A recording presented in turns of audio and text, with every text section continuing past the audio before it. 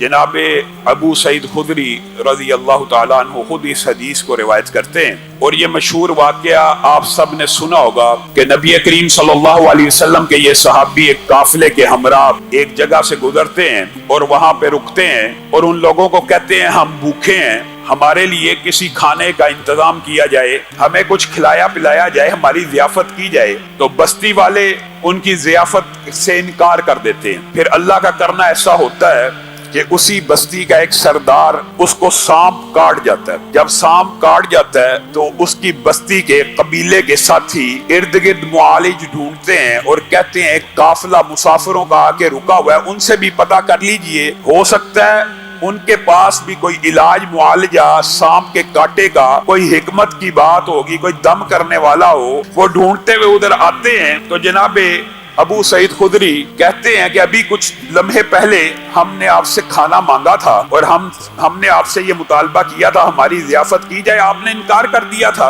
अब बारी अगर हमारी आई है तो हम भी आपका इलाज बिला मुआवजा नहीं करेंगे। कहा कितना मुआवजा लोगे? इलाज है, इलाज मौजूद है।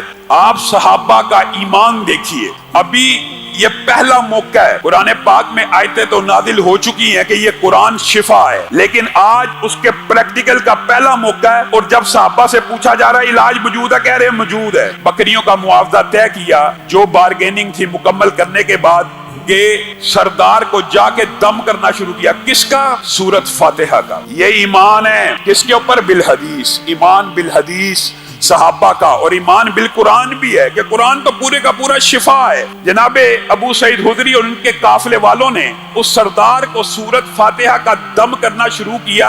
एक मर्तबा पड़ी, दो मर्तबा पड़ी, दम करते चले गए। जहर जिस्म से ऐसे भाग निकला कि कभी सांप काटा ही ना होगा। सरदार बिल्कुल ठीक हो गया। जो मुआवजा तय था बकरियों का वो तय पा चुका था, वो बकरियां उनको दे दी गई।